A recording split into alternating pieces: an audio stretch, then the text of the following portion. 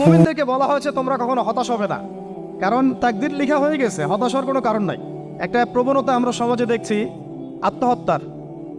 Young জেনারেশনকে আমরা নসিহত করবো যে ভুলেও নিজের জীবনকে বিসর্জন দিতে যাবেন।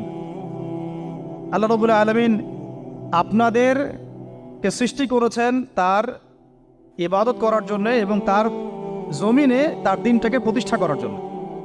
খেলায় খেলায় আপনার জীবনটা নষ্ট করবেন না, ঠিক আছে ভাই? আল্লাহ বোঝার তৌফিক দান করেন। তো কলম সৃষ্টি করার পরে কিয়ামত পর্যন্ত সব লেখা হয়ে গেছে।